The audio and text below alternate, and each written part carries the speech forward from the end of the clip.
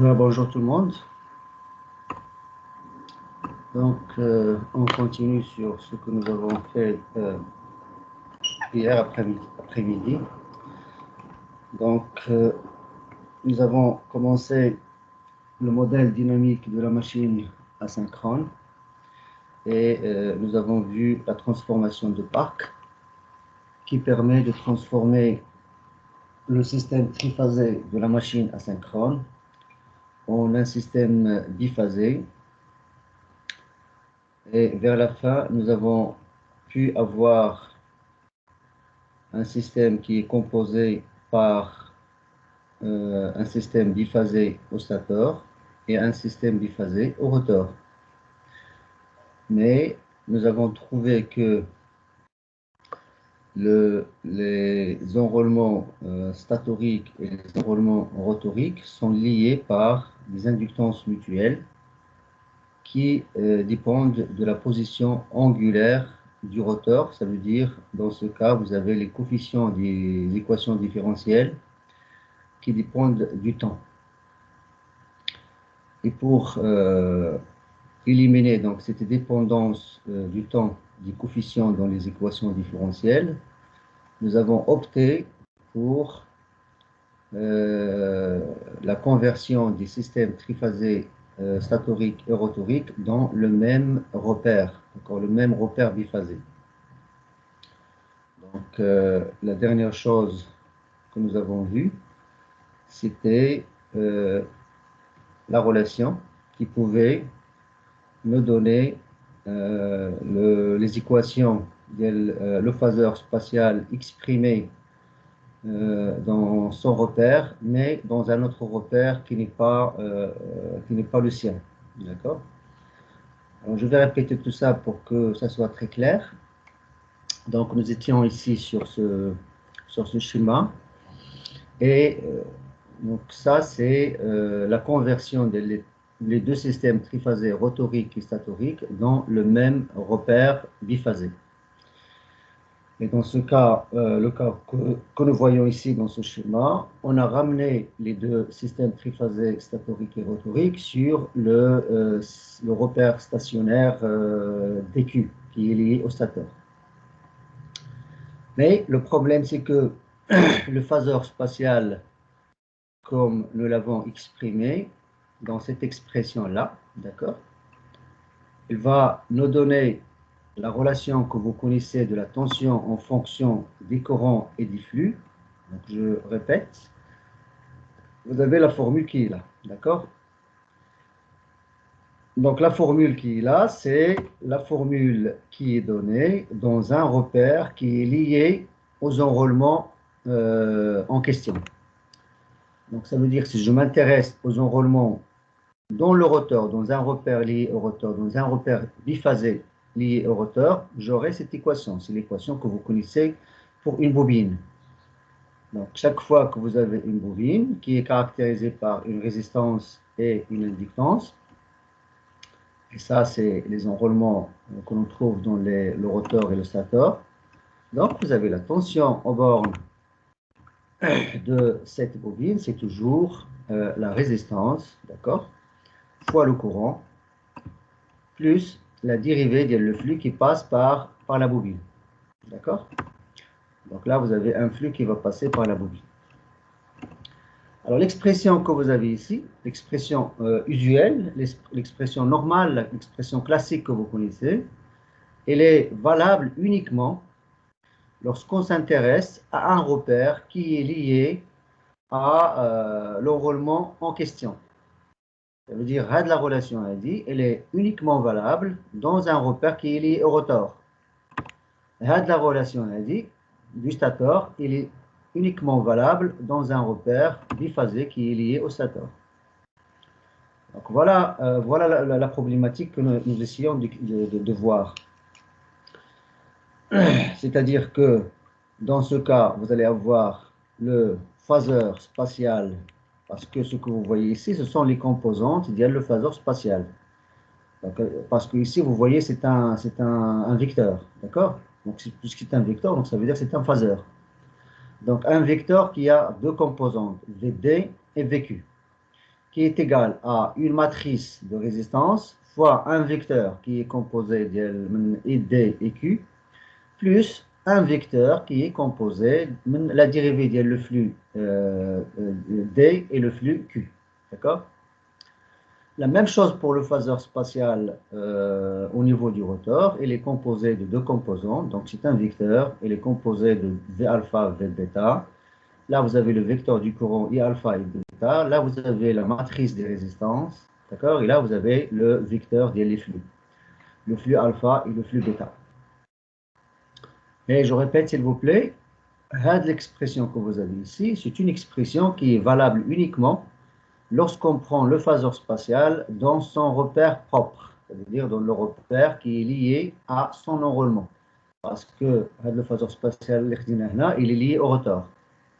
Le phaseur spatial que vous avez ici, il est lié au stator. Mais le problème se posait.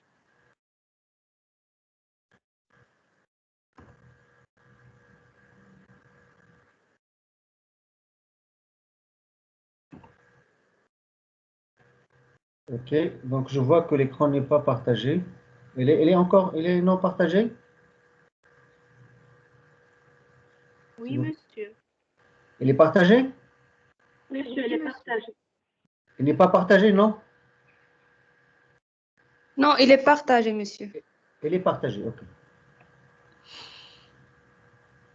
Voilà, donc j'ai dit que le phaseur spatial, lorsqu'on exprime l'expression de le phaseur spatial de la tension en fonction du courant et du flux, l'expression, elle reste valable uniquement dans un repère qui est lié à l'enroulement lui-même. D'accord?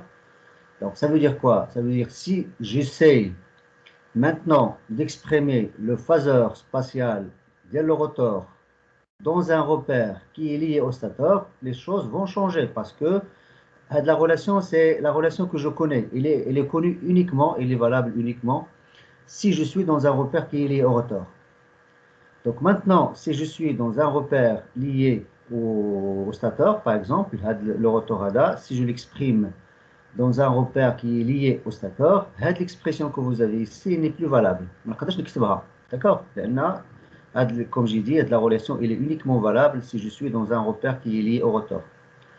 La même chose pour le stator. La relation elle est valable uniquement dans un repère qui est lié au stator si j'exprime ce phaseur spatial dans un repère qui n'est pas lié au stator. Dans ce cas, la relation qu'on a ici, je ne peux pas l'écrire de cette façon-là.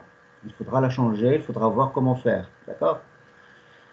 Alors maintenant, c'est l'exercice que j'avais laissé hier vers la fin. Donc, on avait dit que on va essayer. On a commencé par Ada, par l'exemple, et on a dit on va tout exprimer dans un repère qui est lié au stator. Alors maintenant, si je prends le Canada, je peux écrire maintenant pour le stator, le VS, ça veut dire la tension, le phaseur spatial lié au stator dans le stator, parce que je suis dans le stator. Je suis ici dans le stator. Donc la relation que je faisais tout à l'heure, elle reste valable. Ça veut dire quoi? Ça veut dire RS fois le vecteur des courants. RS, c'est la matrice, d'accord? RS, ça prend une forme de la matrice parce que vous multipliez par un vecteur. Donc maintenant, puisque j'exprime le phaseur spatial dans le stator, la relation est pas valable pour le stator, il n'y a pas de problème, d'accord? Donc là, je peux exprimer en fonction de le phaseur spatial, le flux de le stator dans un repère qui est lié au stator. Donc la relation est pas valable, d'accord? Voilà la relation d'IL VR, parce que maintenant VR, je vais l'exprimer dans le stator. Donc, je vais mettre ici S pour dire que je l'exprime dans un repère qui est lié au stator. Pardon, au stator, oui. Donc, d'accord? Je ne peux plus écrire que c'est RR IR exprimé dans le stator, d'accord, plus la dérivée de flux rotorique, mais dans ce cas, pour un phaseur spatial qui est exprimé dans un repère lié au stator. D'accord? Donc, à de la relation a dit, je ne peux pas l'écrire. D'accord? Parce que je ne suis plus dans un repère qui est lié au rotor. Donc, à de la relation a dit, ma بقاتش قدامها. D'accord? علاش؟ لأن je suis dans un repère qui n'est pas lié au rotor. Je suis dans un repère qui est lié au stator.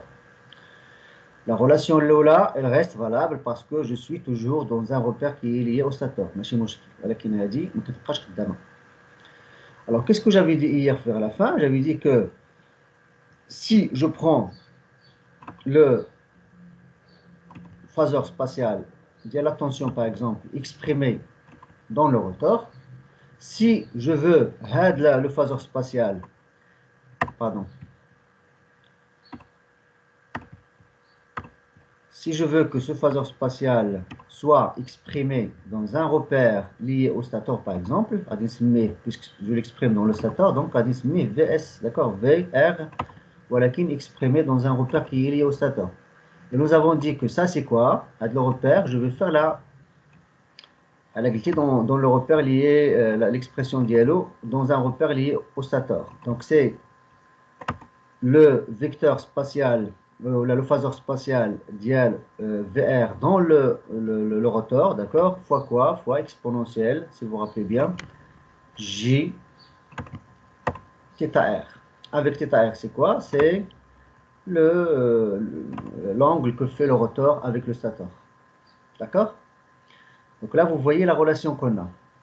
Ce que je sais, c'est que si je suis dans un repère qui est lié au phaseur spatial lui-même, je peux l'écrire de cette façon-là. Si je suis dans un repère qui n'est pas lié à l'enroulement le phaseur spatial, dans ce cas, on doit multiplier le phaseur spatial d'accord, exprimé dans son repère, on doit le multiplier par l'exponentielle de gθr. Avec θr, c'est quoi?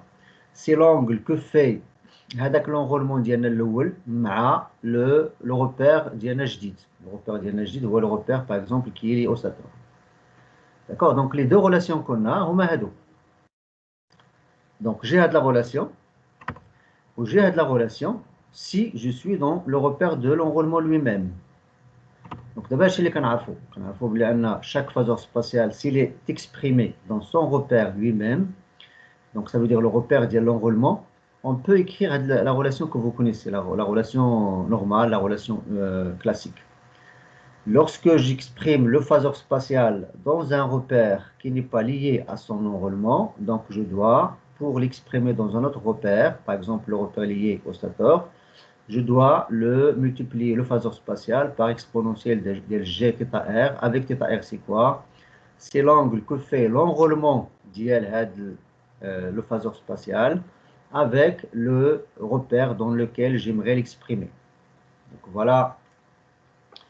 voilà donc les deux relations qu'on a. Alors maintenant, je reviens à la relation que j'avais laissée hier comme exercice. D'accord? Alors maintenant, qu'est-ce que j'ai dit? J'ai dit qu'on va prendre un repère quelconque, le repère HADA, G, le repère G, d'accord? Le repère G, d'accord? Il tourne avec une vitesse oméga G. Donc, G, il n'y a pas de glissement, s'il vous plaît. G, donc on peut l'appeler comme ce qu'on veut. On peut le J, on peut le K, on peut le moi, je l'ai appelé G, d'accord? Donc, le repère HADA, le repère biphasé, je prends un repère quelconque, d'accord? Mais il n'est pas lié au stator, il n'est pas lié au rotor, il n'est pas lié au champ tournant, mais à un repère quelconque, d'accord, qui tourne. Et après, on peut spécialiser, d'accord? Après, on peut spécialiser en prenant par exemple oméga G égale à 0, oméga G égale à oméga R, oméga G égale à oméga S. Et là, on peut avoir donc toutes les relations que vous connaissez, si vous avez fait les régimes transitoires des machines électriques. Et je considère que le repère biphasé, il tourne avec une vitesse oméga G par rapport au stator. Le stator. D'accord? Le stator. Et on sait bien que de la même façon, le rotor aussi, le rotor. lui, il tourne avec une vitesse d'IL oméga R. C'est la vitesse de rotation d'IL, le rotor. Tandis que le stator, il est stationnaire, il est fixe. Donc, là, c'est le rotor. D'accord? Alors maintenant, nous avons le repère ADA et on veut exprimer la relation d'IL, la tension, le phaseur spatial de la tension statorique dans ce repère-là, le repère G. Et on aimerait exprimer le phaseur spatial d'IL, le rotor, de la tension le rotor. Alors, c'est 0, le rotor il est court-circuité. Et vous avez dans le cas, normalement, le cas général, vous avez le rotor, il est court-circuité, donc vous avez le VR, G est égal à 0. D'accord, c'est pour ça que vous avez ici 0. D'accord, mais si vous voulez, donc, vous laissez F le cas général.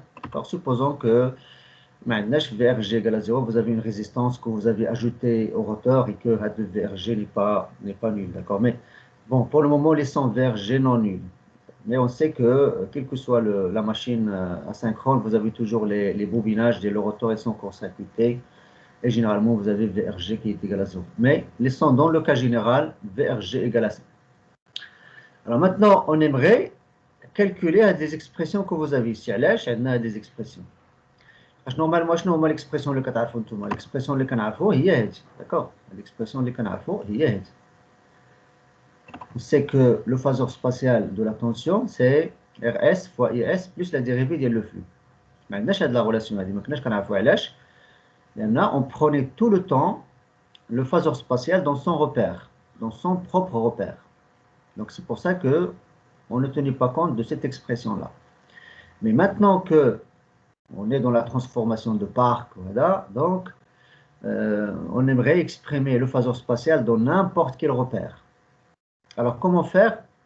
Je vais vous laisser un petit moment pour réfléchir et vous allez utiliser la relation que vous connaissez, les comme je vous laisse réfléchir un moment, moi, le temps d'écrire la solution parce que moi aussi, je n'ai pas, la solution, je vais l'écrire sur un papier, je vais la partager.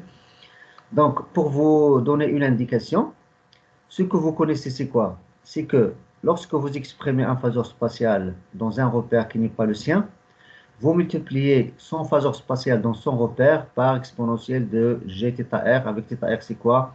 C'est l'angle que fait le repère le phaseur spatial à le nouveau repère dans lequel vous voulez l'exprimer. Et la deuxième relation que vous connaissez, il y a la deuxième relation, il y a la tension, le phaseur spatial dans son repère. Regardez ici, VS, VS, VSS.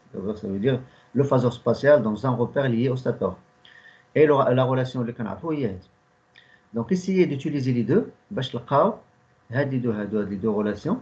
Essayez de les utiliser pour trouver la relation que vous avez ici. Alors, je vous laisse un petit moment, le temps que j'écrive la solution, et je vais partager avec vous. D'accord?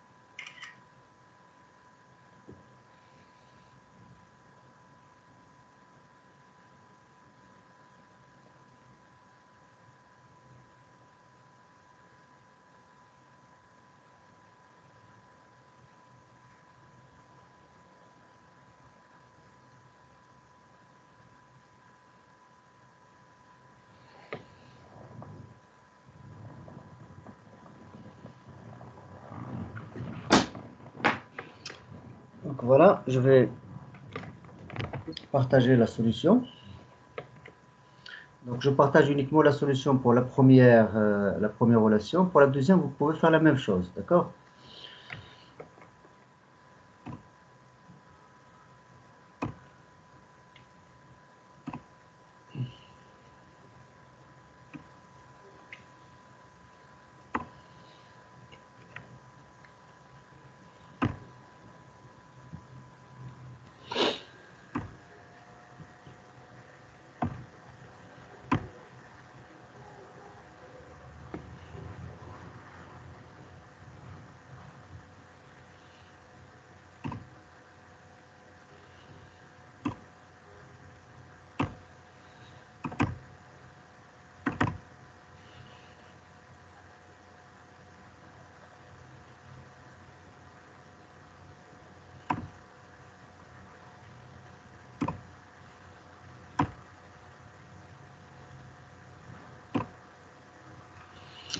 Voilà. Alors, j'espère que vous voyez l'image. D'accord? Alors là, ici, donc, je commence par la relation normale que vous connaissez. D'accord? La relation normale qu'on connaît, c'est que le phaseur spatial dans un repère qui est lié à son repère, donc on peut l'exprimer, la relation comme vous la connaissez. D'accord? Sans problème. Alors maintenant, si je veux passer d'un repère qui est lié au stateur vers un repère qui est lié vers un repère qui tourne avec une vitesse oméga g par rapport au stateur, je vais utiliser les relations que j'avais dit tout à l'heure. Le phaseur spatial du stateur exprimé dans le repère g est égal le phaseur spatial du stateur exprimé dans le repère lié au stateur fois exponentielle de moins g θ g. Elle lâche moins parce que vous voyez le stateur un angle ديال moins θ g par rapport à oméga g, par rapport au repère g. D'accord? Donc moins θ g parce que le stateur il a un angle ديال moins θ g. Il a tout θ g. هنا moins θ g. D'accord? Donc la même chose pour le phaseur spatial ديال le courant et la même chose pour le phaseur spatial ديال le flux. D'accord? Donc, vous multipliez chaque fois par exponentielle de moins g θ g. Avec θ g, il y a θ g, il y a la vitesse oméga g fois le temps. D'accord? Alors maintenant, je vais la première relation la tension, le phaseur spatial de la tension. Je peux faire une chose parce que j'ai pas le. Attendez un moment, je vais insérer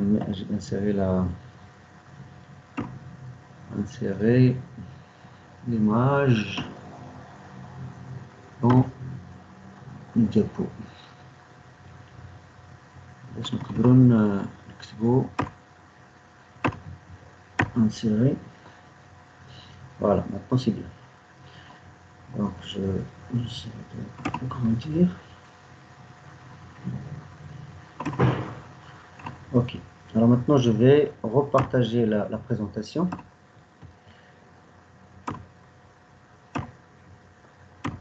Je vais chauffer l'image correctement et écrire sur l'image. Alors maintenant j'espère que vous voyez l'image sur le diapo. Voilà, c'est bien. Donc comme j'ai dit, vous avez ici donc la relation d'INA. D'accord? Et comme j'ai dit, donc, pour chaque phaseur spatial, pour la tension, pour le courant, pour le flux, donc vous avez les expressions qu'on connaît. Alors maintenant, qu'est-ce que je vais faire? Je vais multiplier l'équation de l'eau-là, je vais la multiplier comme là, les deux bornes, par exponentielle d'L moins g θ g. Donc la tension a été multipliée par exponentielle de moins θ g, moins g θ g, le courant par moins g exponentielle de moins g θ g, et la dérivée le flux par exponentielle de moins g θ g. Alors s'il vous plaît, vous voyez là, je ne l'exponentielle la dérivée parce que vous avez il n'est pas constant. Vous avez dans θ g, il y a le temps. Dans θ g, il y a oméga g fois le temps. Donc ce n'est pas une constante à l'intérieur de la dérivée. D'accord? Alors maintenant, il a le terme. Le terme c'est VSG, d'accord? Donc je remplace VSG. La relation de la même manière, d'accord? C'est le phaseur spatial IS exprimé dans le repère G. Maintenant, le قتلية la relation اللي ما خصنا نشوفوا لها الحل, d'accord? Pour trouver la solution, pour trouver la relation اللي عندي هنا لتحت, d'accord? هاد la relation هذه نخرجها من هذيك la relation que j'ai ici. Alors maintenant, je vais faire donc la dérivée que vous connaissez. Donc la dérivée de f fois g, c'est f fois la dérivée de g plus g fois la dérivée de f. Donc, il a dit la dérivée de le produit, d'accord? La dérivée de le flux ou le phaseur spatial de flux exprimé dans le stateur fois exponentielle de moins g θ g, اللي هو هذا le terme كامل هو le flux, le phaseur spatial exprimé dans le repère G. D'accord? Si je fais la dérivée de le terme là, j'aurai quoi? J'aurai la dérivée de le flux, mais exprimé dans le repère S, fois exponentielle de moins g θ g, d'accord? اللي هو le terme اللي عندي هنا, اللي بغينا نتبارساو منه, d'accord? Plus quoi? Plus le flux, d'accord? Le flux exprimé dans le stateur, parce que vous avez là, fois la dérivée de l'exponentielle de moins g θ g. Alors finalement, qu'est-ce que j'aurai? D'accord?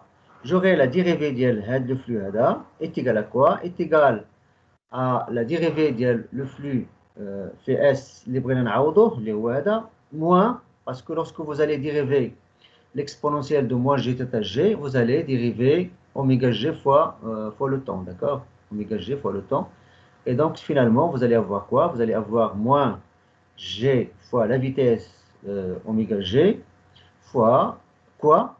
Parce que ici, vous allez avoir quoi? Le terme que vous avez là, il va rester. Le terme il va rester dans la dérivée. La dérivée, le terme. Donc il a multiplié par oméga sg. Qu'est-ce qu'il va nous donner? Il va nous donner oméga sg. D'accord? Oméga ss fois exponentielle de moins g θ g, ça va nous donner le oméga sg, les rois. D'accord? Alors finalement, je remplace. Le terme, on aimerait remplacer dans l'expression qu'on a, on va le remplacer. Donc, je le remplace par quoi? Je le remplace par le terme plus à deux termes. D'accord? Donc, c'est quoi? C'est la dérivée de oméga sg plus quoi? Plus g oméga g, le flux sg. Et finalement, je remplace à deux termes dans l'équation que j'ai ici. D'accord? Et j'aurai l'expression qu'on avait dans l'exercice. D'accord? Donc ça veut dire que oméga sg est égal à rs isg plus la dérivée de le flux sg, d'accord? Plus la vitesse, d'accord? Oméga g fois oméga sg. D'accord? Donc voilà l'expression que vous avez, qu'on avait demandé ici. D'accord? Mais si vous voulez, c'est très facile comme relation. Qu'est-ce que vous allez garder?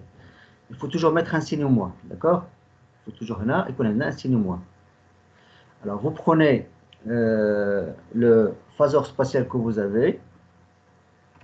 D'accord? Le phaseur spatial Landcom. Quel que soit le repère que vous prenez, soit le rotor ou le stator. D'accord? Vous prenez le phaseur spatial dès le rotor ou le stator et vous mettez le terme Land. Vous mettez de la relation Land. D'accord? La relation Land, normalement, on a dit moi.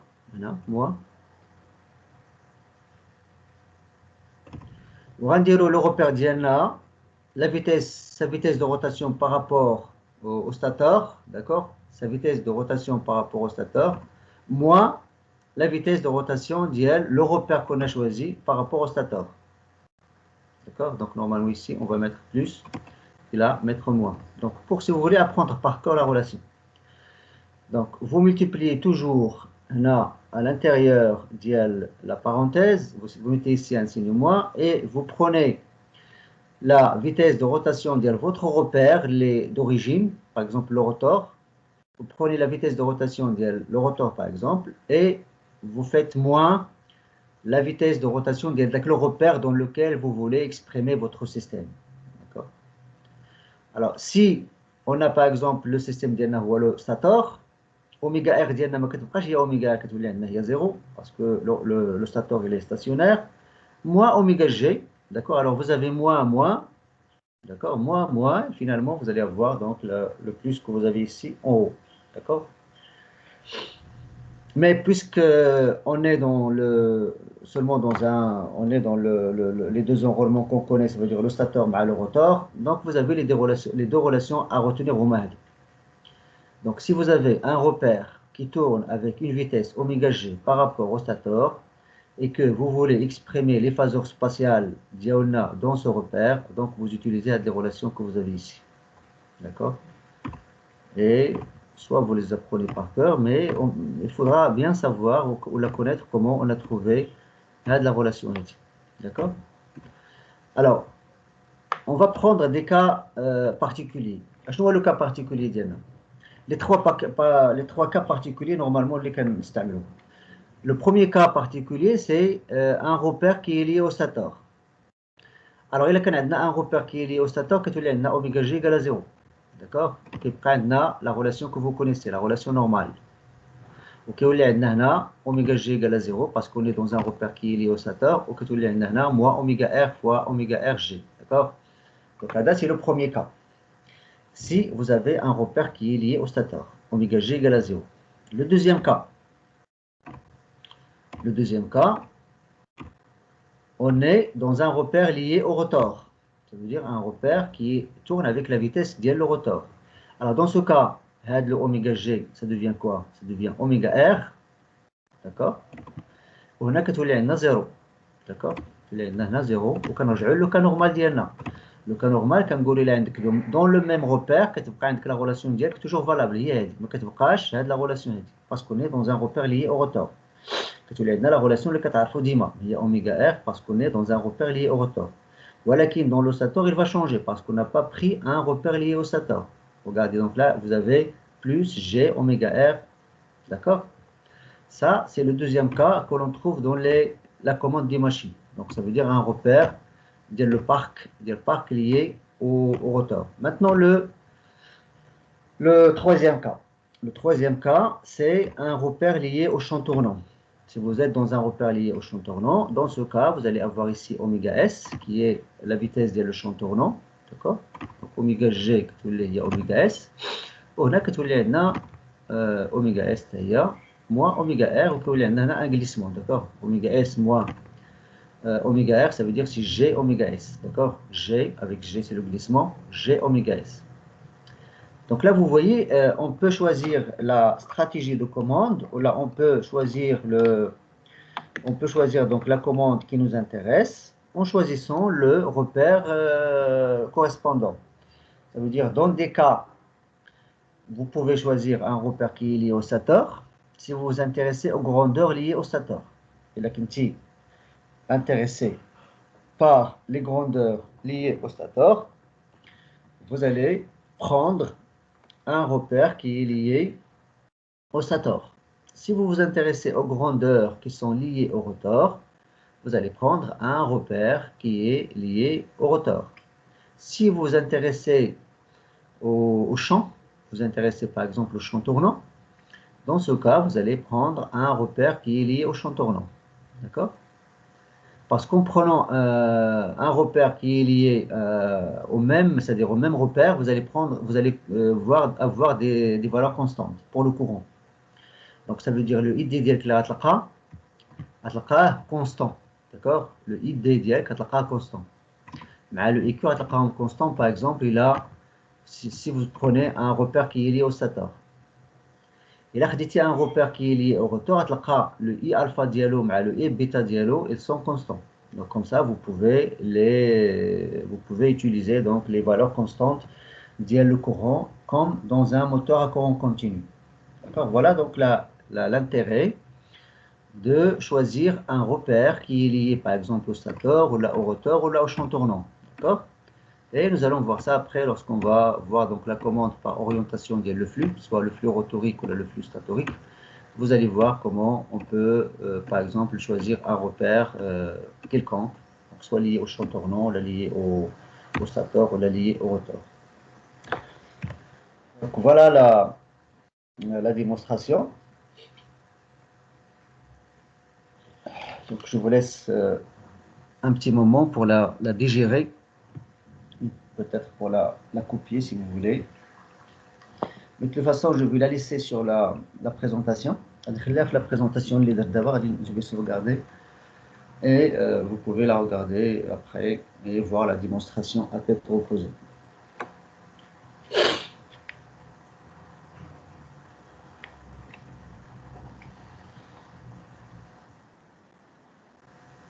Donc voilà. Et pour le, d'accord, pour le flux c'est ça, d'accord, le flux c'est le flux dans le repère lié au repère qui tourne avec la vitesse oméga g. Donc c'est de la même manière, LS, ISG plus LM, IRG, avec LM c'est l'inductance mutuelle entre le rotor et le stator, d'accord?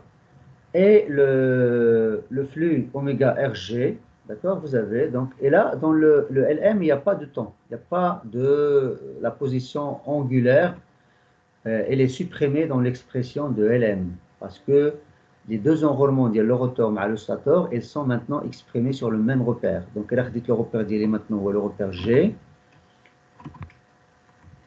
Je trouve que les deux systèmes, du rotor et du stator, ils sont sur les mêmes axes. D'accord? Là, vous avez par exemple le D dièle le stator. D'accord?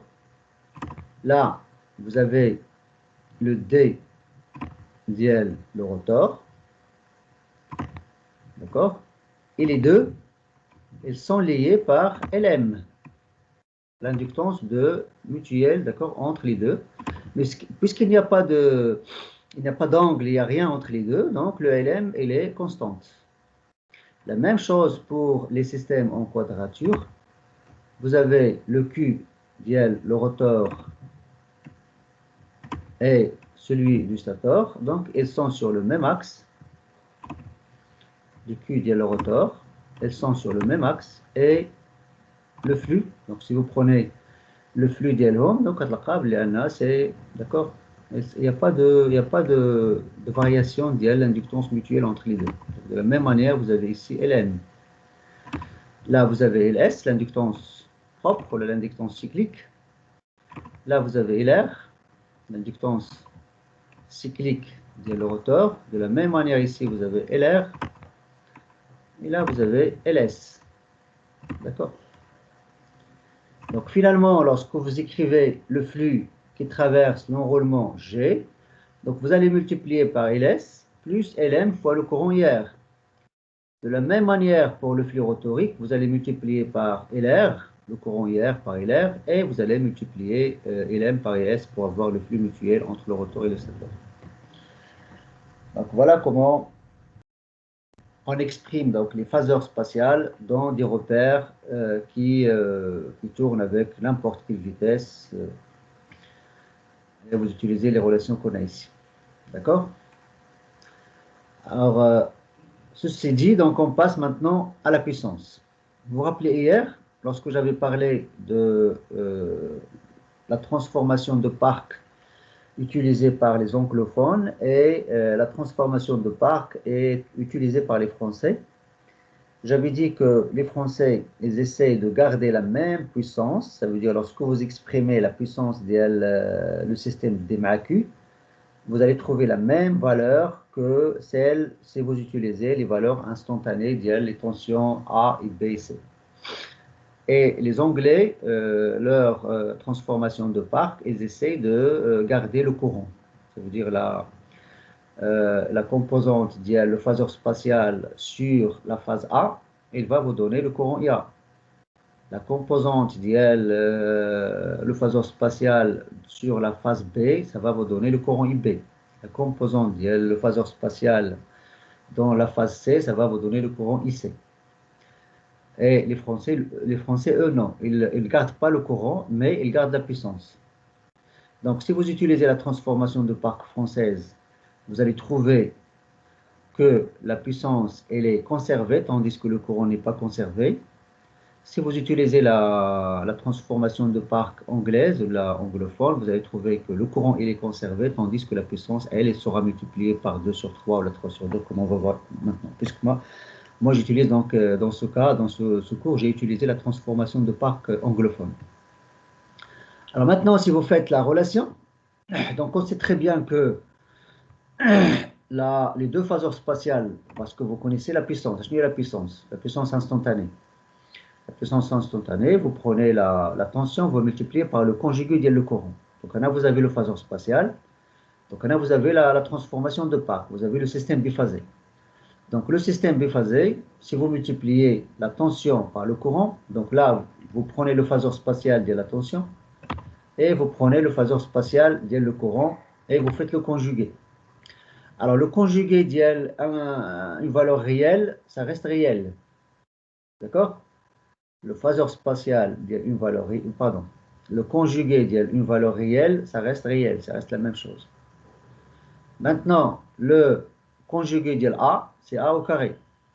Le conjugué de A au carré, c'est A. Donc, vous pouvez voir vous-même, vous pouvez faire donc le calcul, avec toujours le A, c'est quoi? Le A, c'est l'opérateur complexe exponentiel de G de pi sur 3.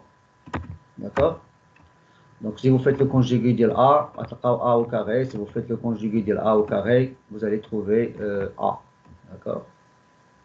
Donc, c'est ce que nous avons ici, le conjugué de IS, c'est ça. D'accord? Et on continue.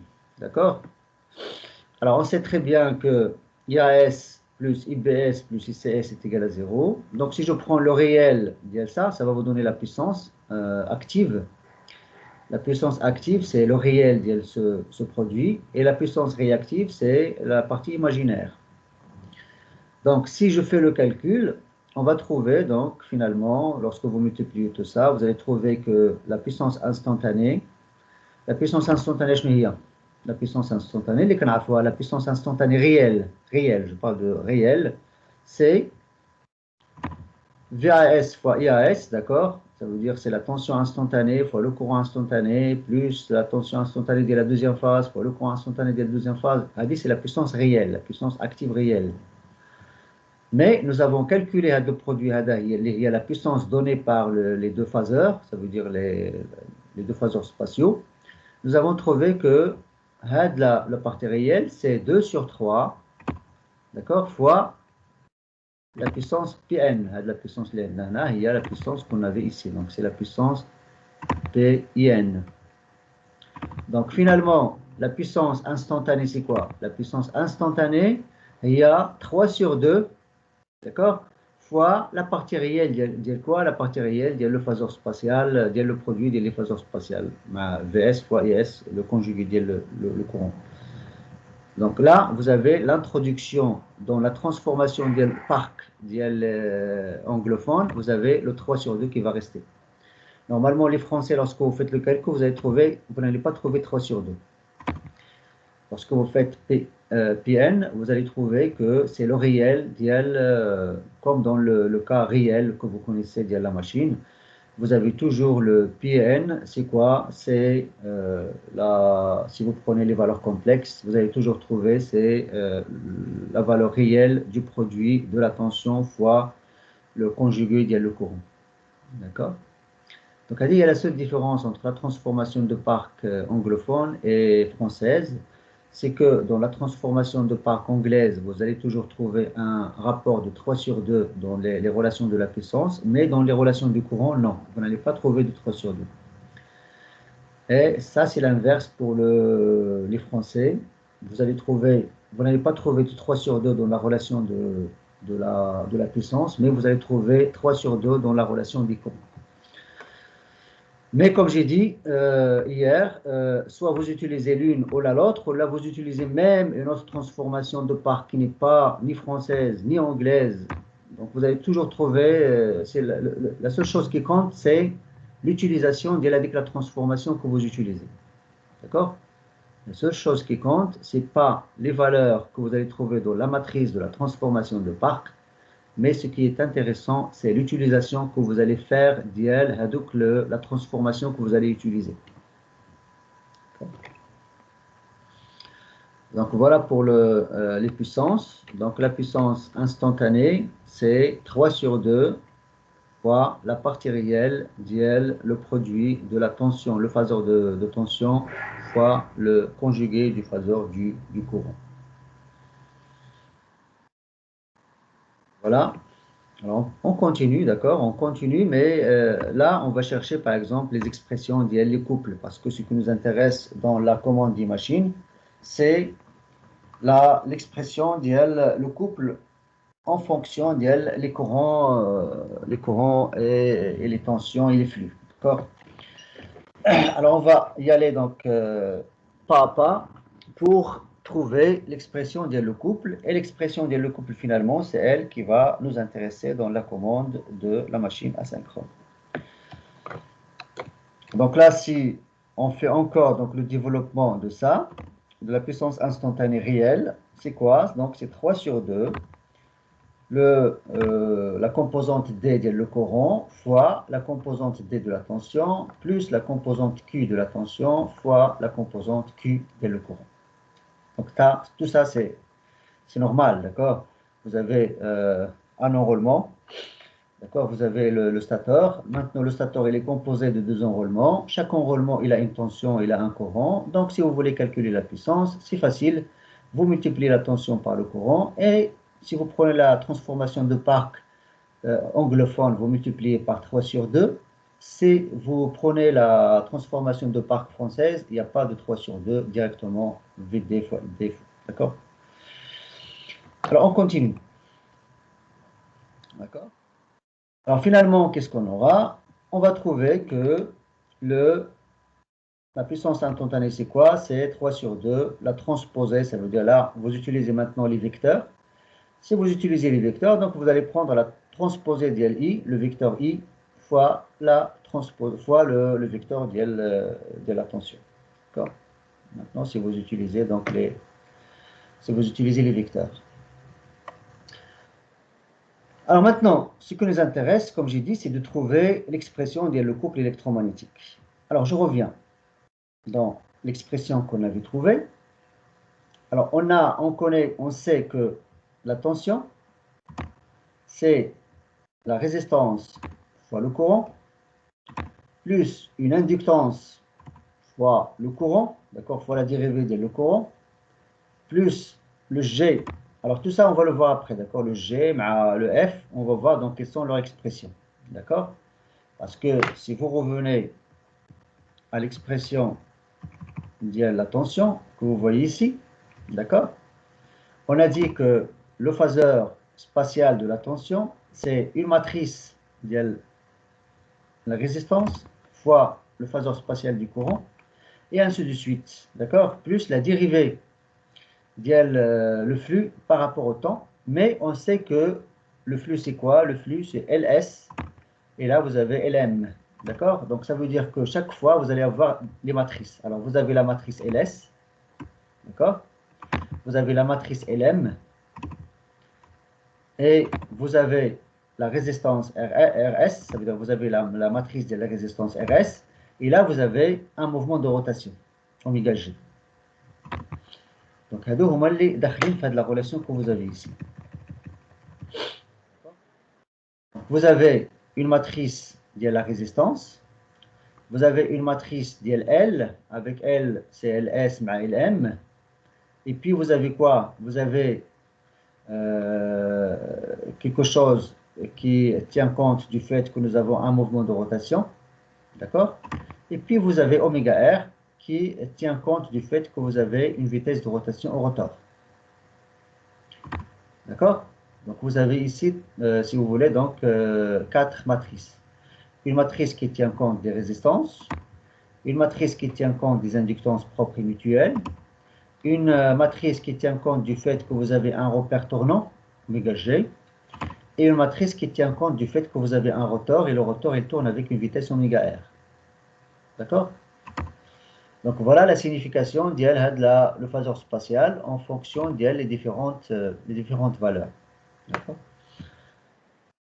Alors maintenant, si je calcule la puissance, qu'est-ce que je vais faire? Là, vous avez le courant, c'est le courant I. D'accord? Vous avez le courant I. vous prenez la transposée dialo parce que c'est un vecteur, et puis vous la multipliez par quoi? Vous la multipliez par la tension V. Alors finalement, qu'est-ce que vous allez avoir? Vous allez avoir 3 sur 2 fois IT fois I. D'accord, là regardez, le I, la transposée d'I fois le I. Ça va vous donner quoi? Ça va vous donner I au carré. Et ça veut dire quoi? Ce sont les perjoules. D'accord? Plus IT fois I fois la dérivée d'I. Et tout ça, c'est la variation de l'énergie magnétique, ou l'énergie électromagnétique de la machine. Là, vous pouvez reconnaître le 1 sur 2 L et au carré. 1 sur 2 L et au carré, qui est l'énergie. Mais lorsque vous faites la dérivée de l'énergie, ça va vous donner ça. Ça va vous donner la puissance. D'accord? Le troisième terme, c'est l'énergie mécanique. D'accord? Parce que vous avez ici oméga R dans quelque chose qui est lié à la vitesse de rotation oméga R. D'accord?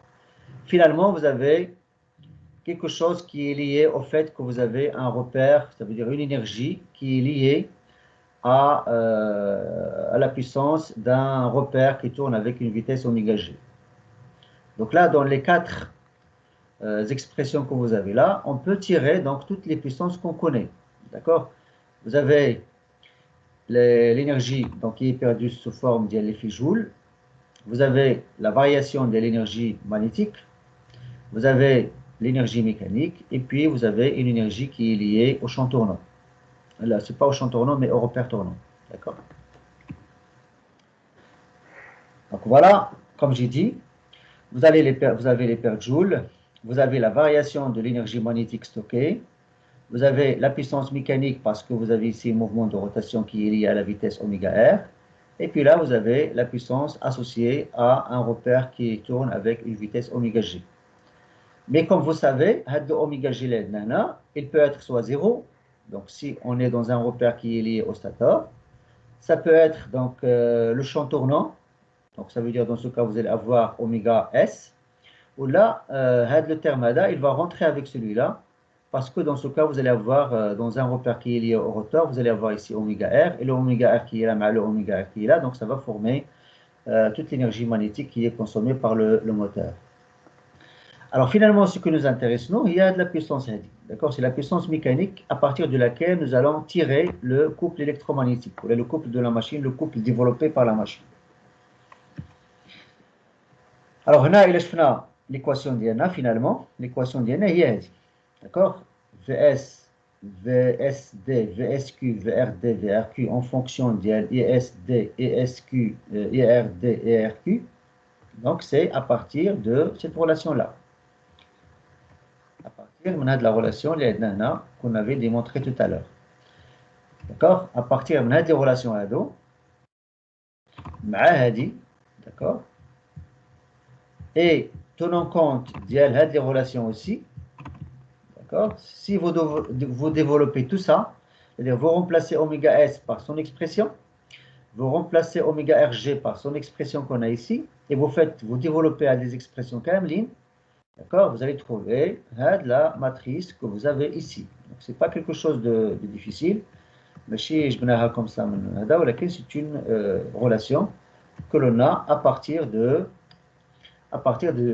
l'équation que nous avons tout à l'heure. Là, vous pouvez remplacer des valeurs à 2, vous pouvez le remplacer par 0. Dans le cas où vous avez un rotor qui est court-circuité. D'accord? À partir de la relation que vous avez, je peux sortir les matrices les résistances. D'accord? Les matrices des résistances. Je peux sortir les matrices qui sont liées à LS à LM, je peux sortir la matrice qui est liée à oméga G et la matrice qui est liée à oméga R. D'accord? Oméga R, je ne la vois pas ici, mais elle est dans le deuxième qui est là, plus. D'accord? Donc oméga G, oméga R, oméga G, oméga R, ainsi de suite. Donc on avait divisé les matrices de telle manière à trouver donc les matrices G, F, R, L que nous avons tout à l'heure. On a par exemple, comme la matrice R, la matrice L, d'accord, on a fait la somme des deux, et on a aussi ajouté donc la matrice qui est liée à la vitesse oméga G. Et de ce côté-là, vous avez oméga R, ça veut dire l'énergie mécanique. D'accord? Alors finalement, si on sait que la puissance mécanique, c'est quoi? La puissance mécanique, c'est la vitesse mécanique fois le couple électromagnétique. Et nous avons dit tout à l'heure que la partie, l'énergie ou la puissance mécanique, donc la puissance mécanique, c'est cette expression que vous avez là. Donc, la puissance mécanique, c'est quoi? C'est oméga m fois le couple électromagnétique qui est égal à quoi? Qui est égal à 3 sur 2, la transposée du vecteur du courant, fois la matrice G, fois oméga r, qui est la vitesse de rotation de le rotor, fois le courant I. D'accord? Elle est donnée par cette expression que nous avons ici. D'accord? L'expression LN. Alors finalement, si je remplace le terme camel, je le remplace par son expression, qu'est-ce que j'aurai? D'accord? J'aurai l'expression suivante. D'accord? Donc oméga t, oméga m, qui est la vitesse de rotation oméga r, on a oméga r, oméga m, il y a oméga r. D'accord? Oméga m, c'est oméga r, c'est la vitesse de rotation du rotor, la vitesse mécanique. D'accord? Oméga r fois le couple électromagnétique, donc c'est 3 sur 2, fois le transposé, le vecteur courant, le vecteur courant, voilà, l'effet le courant de l'orotor mais le courant du sator, fois la matrice G, d'accord, qui tient compte du fait que vous avez la vitesse oméga r. Alors, les grandeurs, si vous revenez dans la matrice G, vous allez trouver que vous avez 0, 0, et puis vous avez Lm, et SQ, et ainsi de suite, d'accord?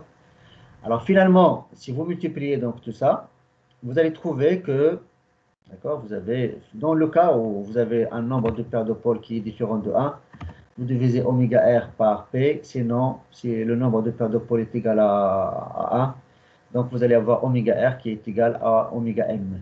D'accord? Donc ça, vous pouvez ajouter, donc c'est oméga r sur, avec oméga r, c'est la pulsation électrique. D'accord? Oméga r, c'est la vitesse électrique si vous voulez. Alors finalement, si vous calculez tout ça, vous avez les zéros là, les zéros là, donc vous allez trouver que le couple électromagnétique d'INA, il y a l'expression qui vous intéresse, c'est-à-dire l'expression que vous allez utiliser à la fin et que vous allez utiliser pour la commande par orientation le flux rotorique ou la commande par orientation le flux satorique. Donc il y a la relation là finalement. Donc vous avez le couple électromagnétique, c'est quoi? Le couple électromagnétique, c'est 3 sur 2 P Lm, d'accord? Fois, alors le ISQ fois le IRD moins le ESD fois le IRQ. Donc ça veut dire sur chaque enrôlement, vous prenez chaque fois l'enrôlement D et vous le multipliez par l'enrôlement Q.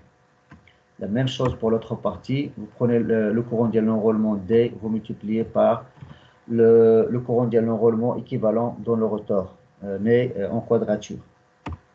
Donc, il y a l'expression les calcao, mais le problème dans cette expression-là, c'est qu'on a encore du couplage. On a encore du couplage entre les différents repères, ou les différents axes. D'accord? Donc, on a l'axe 1, ou l'axe D. Il y a encore un couplage entre les courants, d'accord, entre le flux et le couple, d'accord. Donc, on n'est pas encore dans un modèle qui ressemble à celui de la machine à courant continu. Parce que dans la machine à courant continu, qu'est-ce qu'on a? On prend un courant dièle un axe et on multiplie par le courant dièle le deuxième axe. Vous vous rappelez de la machine à courant continu? La machine à courant continu, le couple électromagnétique, c'est une constante fois le flux. Alors le flux, il est créé par quoi? Le flux, il est créé par exemple par le courant d'excitation. Il a quel courant d'excitation OADA? Et multiplié par quoi? Multiplié par le courant. Le courant de l'induit, avec le courant de l'induit, il est créé par l'autre enrôlement qui est en quadrature. D'accord? Donc, dans la commande de la machine asynchrone, il faudra changer, modifier cette expression-là de telle manière à trouver quelque chose de ce genre. Ça veut dire que vous allez avoir une constante K fois un courant, par exemple, dièle la partie que vous avez directe fois le courant dans la partie en quadrature. Par exemple, là, on a RQ, d'accord, fois, par exemple, ISD.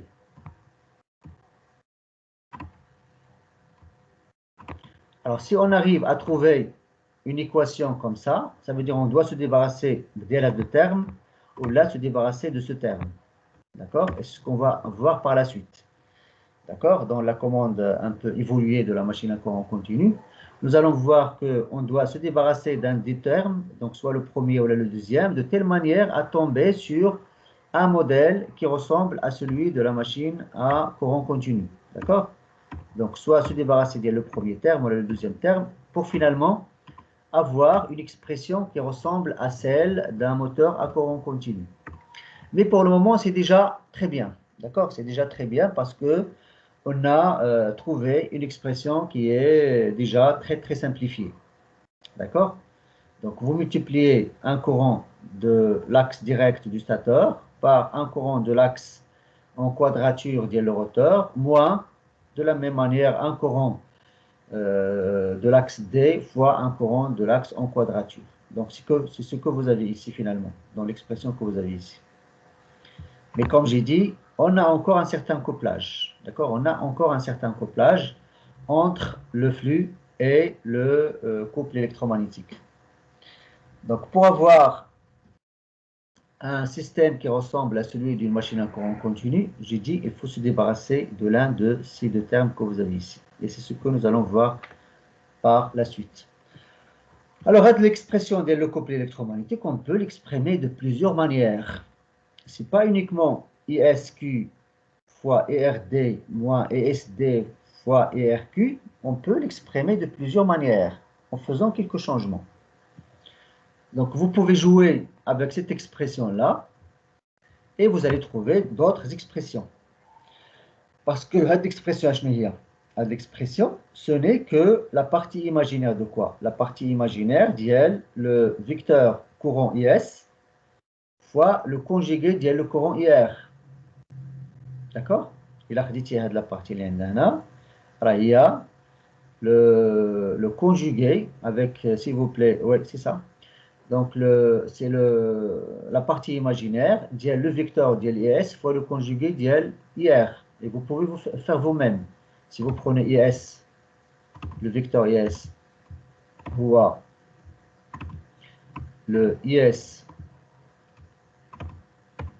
ISR et SQ, et SD, pardon, SD, ISQ.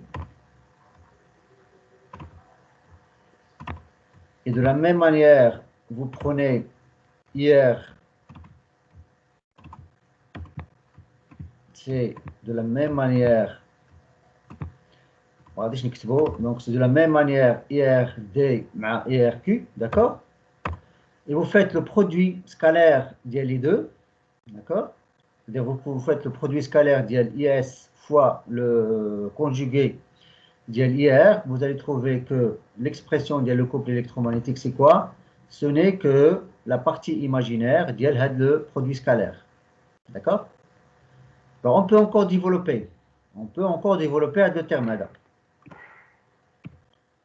On sait très bien que le flux, voilà, le vecteur d'IL le flux, c'est quoi? Le vecteur d'IL le flux, S, d'accord, c'est LS fois IS plus LM fois IR.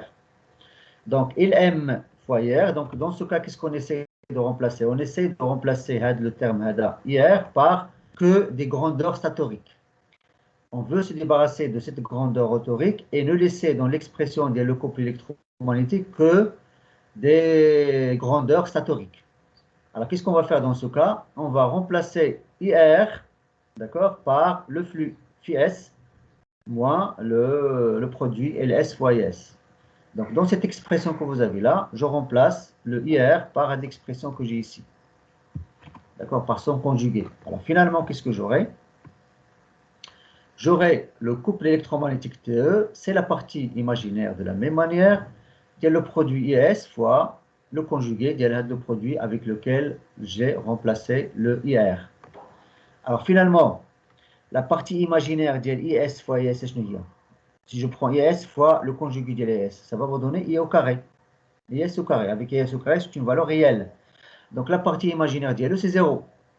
Alors, ce qui va rester, c'est quoi? Ça va rester uniquement la partie imaginaire d'IS fois le flux. D'accord?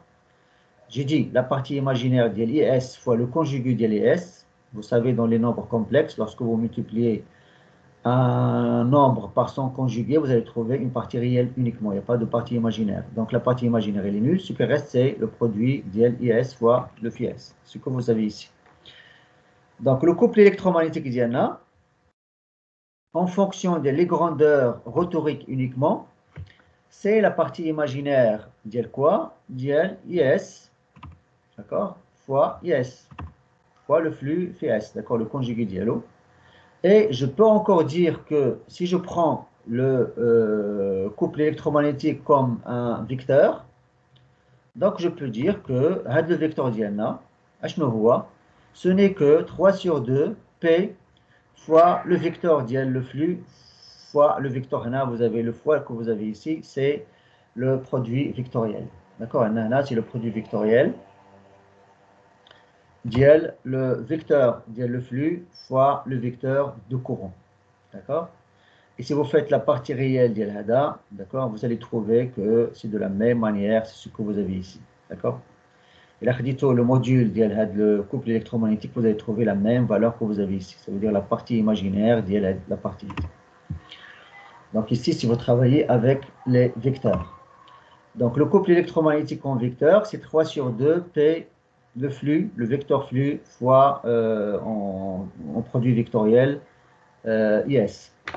Alors on peut encore développer, d'accord? On peut chercher, on peut développer le terme ADA comme on veut, faire sortir par exemple les grandeurs rhétoriques, utiliser les flux, utiliser les courants, utiliser les flux, les flux, d'accord? Et vous pouvez jouer avec les formules.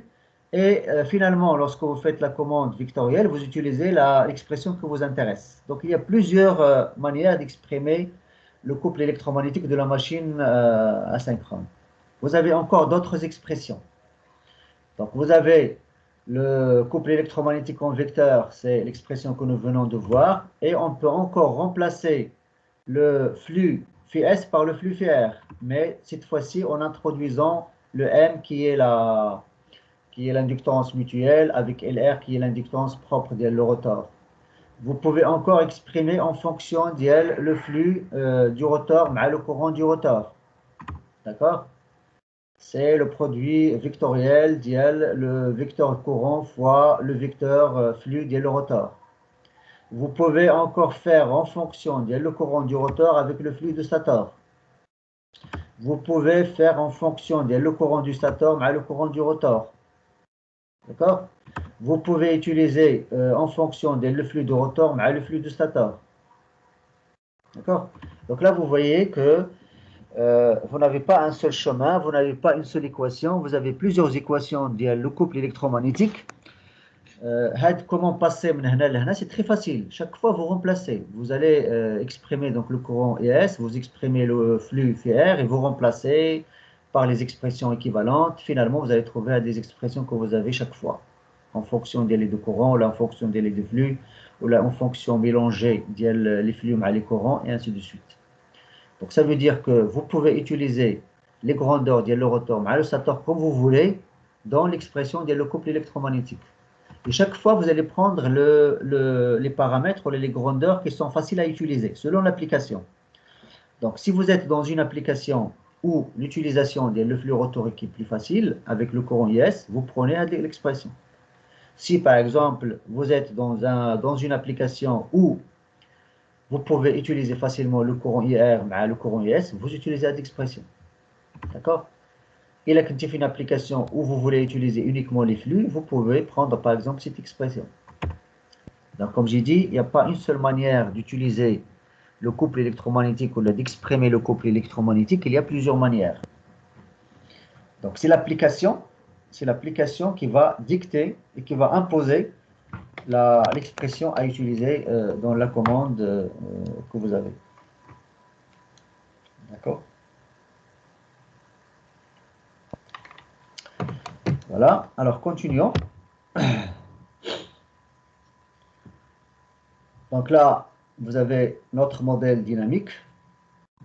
Par exemple, maintenant, vous avez une commande Et vous voulez maintenant calculer les courants en fonction des tensions. D'accord? Donc, dans l'équation que nous avons tout à l'heure, on revient à cette équation. Donc, vous avez les tensions en fonction des courants. Maintenant, on cherche les courants en fonction des tensions. C'est-à-dire, on va essayer de réarranger les matrices de telle manière à trouver la relation qui donne les courants en fonction des tensions. Donc, vous pouvez faire ça. Donc, c'est un exercice. Vous pouvez regarder et calculer maintenant l'équation différentielle d'Iana. L'équation différentielle d'Iana. L'équation différentielle d'Iana, il y a IS. Là, vous allez avoir, donc, c'est comme des dérivés, d'accord, pour le courant. Donc, vous avez ISD, ESQ, ERD, ERQ, en fonction de ISD, ESQ, ERD et des tensions VSD, VSQ, sachant bien que dans ce cas, on prend la tension VRD ma VRQ égale à 0, puisqu'on considère que les enroulements du rotor ils sont court-circuités. Donc, l'équation d'Iana maintenant, il y a dit, d'accord? C'est l'équation électrique. Et puis, vous avez l'équation magnétique, l'équation mécanique. Alors, l'équation magnétique, il y a dit, c'est quoi? C'est le couple électromagnétique qui est égal à quoi? Le couple électromagnétique qui est égal à cette expression-là en fonction des courants. Et puis, vous avez l'équation mécanique aussi. L'équation mécanique, c'est le couple électromagnétique moins le couple résistant est égal à G d oméga M sur dt. Donc, on va les équations d'abord. Vous avez un modèle dynamique complet. Vous avez l'expression les courants. D'accord? Parce que généralement, ce qu'on cherche, c'est l'expression on cherche les courants. D'accord? On cherche les courants ESQ, ERD, ESD et RQ en fonction des tensions. D'accord? Alors, une fois vous avez l'expression des courants, vous pouvez les injecter dans l'expression le courant et puis faire la commande qui vous intéresse. D'accord? Faire la commande qui nous intéresse. Donc, si vous voulez faire donc, le modèle sous Simulink, donc vous pouvez faire donc, le calcul que vous avez ici. D'accord? Vous avez un schéma qui vous permet d'avoir les courants en fonction des tensions. Alors maintenant, les entrées d'Iana le système, ce sont les entrées d'Iana Roma VSD ma VSQ. Dans un moteur asynchrone, on peut agir uniquement sur les tensions de l'oscillateur. Dans la commande de la machine asynchrone, les paramètres sur lesquels je peux agir, les grandeurs sur lesquelles je peux agir, ce sont les grandeurs de l'entrée de l'oscillateur. Des grandeurs à dos, les grandeurs, elles sont les tensions. Généralement, la tension de l'oscillateur, c'est la commande. D'accord? C'est-à-dire, je commande la machine asynchrone en agissant sur la tension du stateur. Et en agissant sur la tension du stateur, je vais imposer la tension VSQ à la tension VSD. D'accord? Voilà ce qu'on a ici dans ce schéma de Simulink. Donc, vous avez VA, vous avez VB, VC. Et vous pouvez faire la transformation de Park. Alors, la transformation de Park, ça va vous donner VD ma VQ. D'accord? Et à partir de cette tension VD ma VQ, vous pouvez calculer donc le ESQ, le ESD, le ERD, le ERQ. Et puis vous avez donc finalement, vous allez avoir le couple électromagnétique à partir de ces expressions-là. Et si vous faites donc le couple électromagnétique moins le couple résistant, ça va vous donner donc la vitesse de rotation que vous avez ici à la sortie. D'accord? Alors, vous avez ici donc le load, ça veut dire la charge, le couple de charge. Vous avez ici le couple électromagnétique. Et ça va vous donner la vitesse de rotation finalement à la sortie. Là, les tensions VA, VB, VC, elles vont vous donner quoi? Elles vont vous donner les 3 courants que vous avez ici, les 4 courants que vous avez ici, qui sont les courants le stateur et le rotor, mais dans les systèmes biphasés.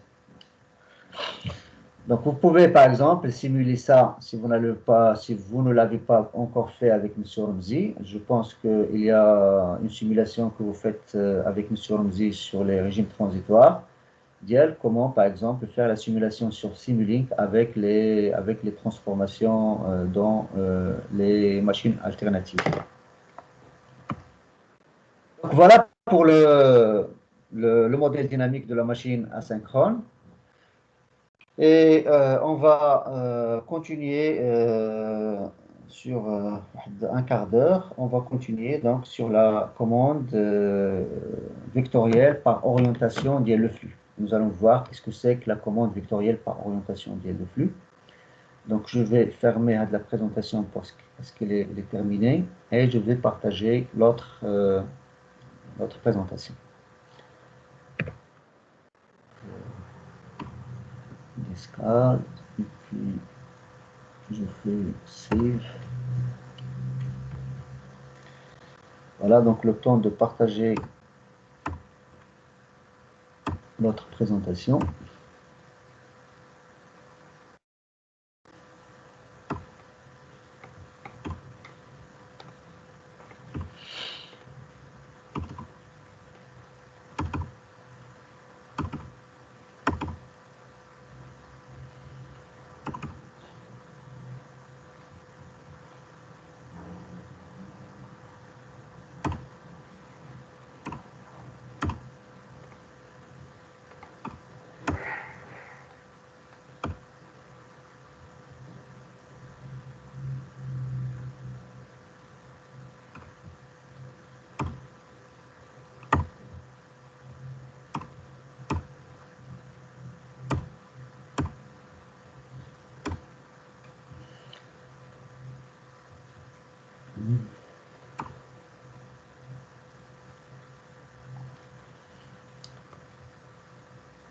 Donc voilà pour la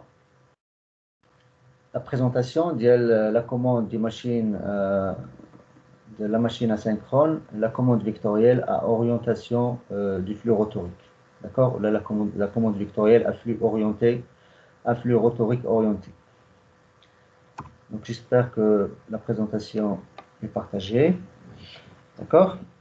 Alors on revient donc à ce que nous avons tout à l'heure. Donc nous avons dit tout à l'heure que nous avons trouvé l'expression le couple électromagnétique en fonction les quatre courants. Les deux courants le stateur et les deux courants le rotor. Et comme j'avais dit, donc il y a encore un certain couplage entre le flux et le couple. Et nous, notre objectif dans la commande vectorielle, c'est de reproduire un modèle qui ressemble à celui de la machine à courant continu. Ça veut dire essayer de dissocier les grandeurs qui créent le flux avec les grandeurs qui créent le couple. D'accord? Pour avoir une commande qui est facile. Alors maintenant, ça veut dire quoi la commande vectorielle à flux rotorique orienté? D'accord? Alors on commence par la problématique. Donc la problématique, c'est que la machine asynchrone, elle est supérieure à la machine à courant continu par son poids, son volume, l'inertie, le prix, la vitesse et ainsi de suite. Donc, les avantages de la machine asynchrone comparée à la machine à courant continu. D'accord?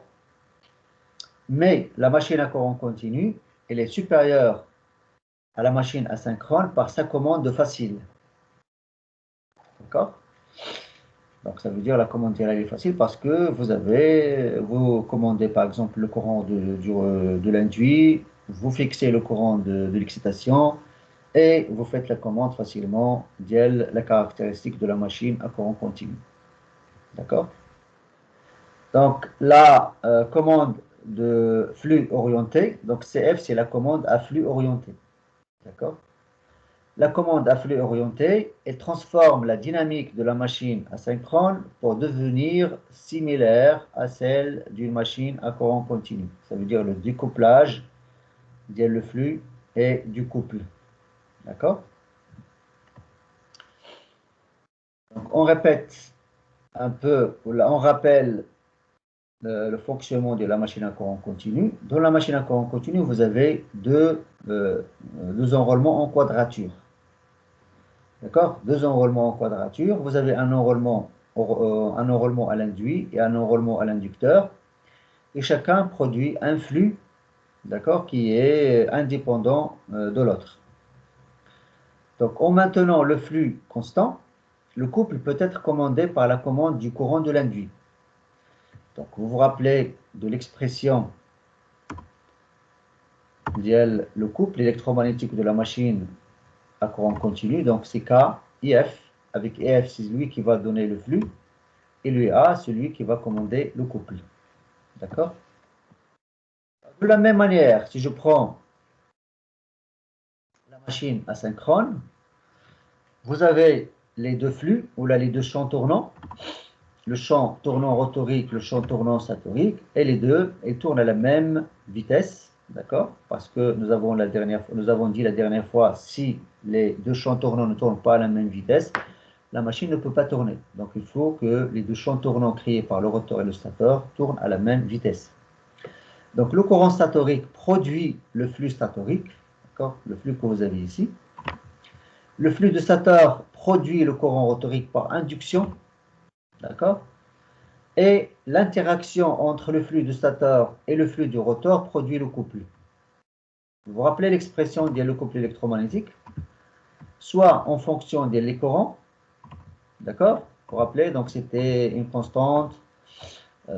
Si je prends le couple en vecteur, c'était Shahaja fois le flux rotorique en vecteur, d'accord?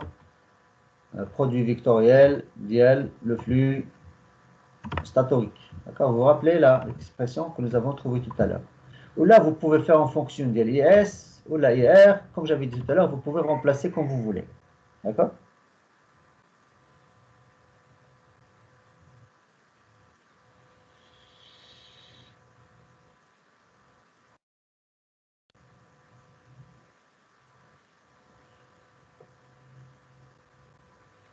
Il y avait une coupure, je pense.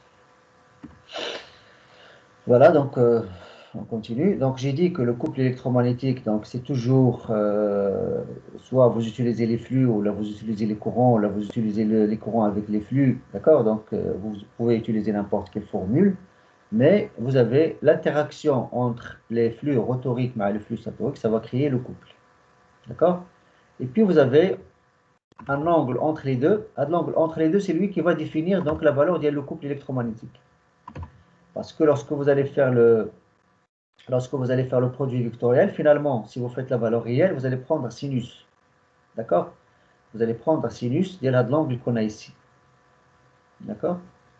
Donc, la valeur de cet angle-là, il va définir le couple, d'accord? Le couple électromagnétique. Donc, l'angle spatial entre les deux flux varie selon la charge de la vitesse. Donc, si vous avez la charge qui est importante, donc vous allez avoir donc un angle qui est très important. Si vous avez une charge qui est faible, vous allez avoir donc un angle qui est petit entre les deux. D'accord? Mais vous avez les deux qui vont tourner à la même vitesse. C'est la vitesse de synchronisme. Mais l'angle entre les deux que vous avez ici, c'est lui qui va définir la valeur le couple électromagnétique. Alors tout à l'heure, si on considère l'expression, vous vous rappelez tout à l'heure, j'avais dit qu'on peut utiliser n'importe quelle expression selon le cas qu'on cherche, ou là, selon le cas d'étude qu'on a. Donc nous allons prendre l'exemple qu'on a ici. Donc le couple électromagnétique, c'est 3 sur 2, P fois le vecteur, le flux statorique fois le courant du stator. Là, le couple électromagnétique, c'est 3 sur 2, Lm sur Lr, fois le flux rotorique, fois le courant statorique. D'accord? Alors finalement, si vous faites la partie imaginaire de tout ça, vous allez trouver que le couple électromagnétique, c'est quoi? C'est l'expression que vous avez ici. D'accord? Donc vous avez le flux sur l'axe D, le rotor, fois le courant dans l'axe Q le stateur, moins le flux rotorique sur l'axe Q fois le courant statorique sur l'axe D. Alors, comme j'avais dit tout à l'heure, on doit se débarrasser de l'un de ces deux termes. D'accord? Donc, ça veut dire, par exemple, je peux me débarrasser de ce terme-là.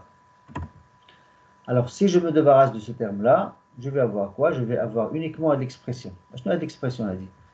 Il y a le flux dial le rotor sur l'axe D, d'accord, fois le courant sur l'axe en quadrature dial le stator. Et là, on va reproduire la même chose que nous avons vu tout à l'heure sur la machine à courant continu. D'accord? Vous vous rappelez l'expression que nous avons ici. D'accord? Donc, on va reproduire ça. Et vous voyez que on prend le flux d'un enrôlement fois le courant d'un autre enrôlement. D'accord? On prend le flux d'un enrôlement. Là, c'est l'enrôlement sur l'axe D le rotor fois le courant l'axe en quadrature le stator. Et là, vous voyez que les deux, ils sont indépendants. Donc, ça veut dire, si vous prenez les deux, c'est comme si les deux sont indépendants. Un affle rotor, le flux la partie directe, c'est le flux fait RD, d'accord? Et sur l'axe Q, qu'est-ce qu'on a? On a uniquement le stator.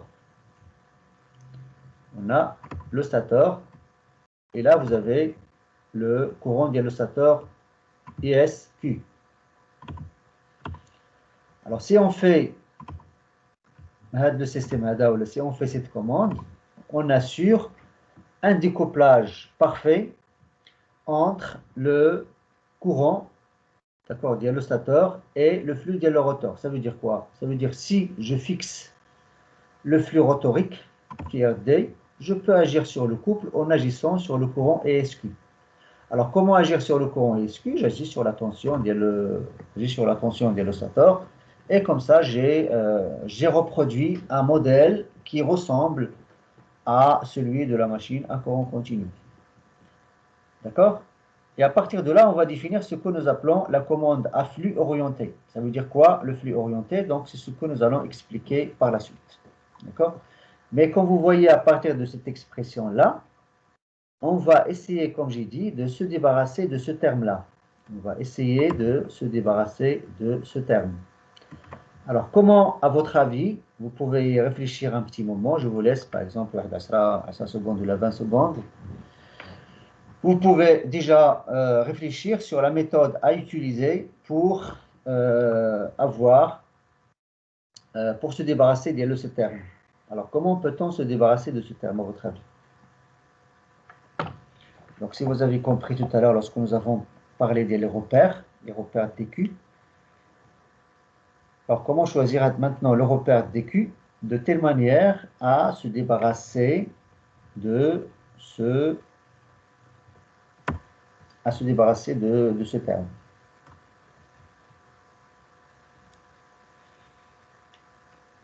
Essayez de réfléchir un petit moment.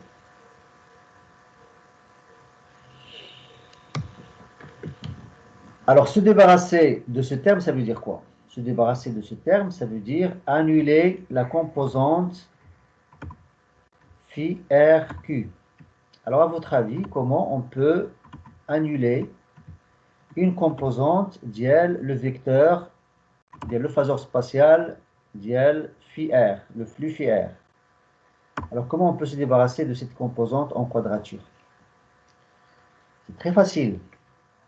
C'est en prenant l'axe D, dièle le repère diana, on va le coïncider à l'axe D, on va essayer de le coïncider à chaque instant avec quoi? Avec le flux rotorique. Ça veut dire avec le vecteur diana, le vecteur, ou le phasor spatial dièle le flux rotorique. On va essayer de le coïncider à chaque instant avec le repère DQ. D'accord? Surtout avec l'axe D. Alors maintenant, si je fais les composantes phi RD مع phi RQ ديال le flux rotorique, je vais trouver que le flux en module, d'accord, le flux en module dans ce cas, il est égal à quoi? Il est égal à le flux phi RD, d'accord, et la valeur de la composante en quadrature, elle est égale à 0, d'accord, parce que vous avez tout le temps l'axe D qui coïncide avec le vecteur diel le flux. D'accord? Alors, si je fais ça à chaque instant, donc j'aurai la composante diel le flux selon l'axe en quadrature qui est égal à 0, et je vais garder uniquement l'expression que vous avez ici. Donc, la méthode, ça s'appelle quoi? Ça s'appelle la commande par orientation diel le flux rotorique. Ça veut dire quoi, commande par orientation diel le flux rotorique? C'est en orientant l'axe D dans notre repère de la transformation de Park, de l'orienter selon le vecteur diel le flux rotorique. Donc ça veut dire quoi dans cette commande? Qu'est-ce que je dois avoir? À chaque instant, je dois connaître la position diel le flux rotorique.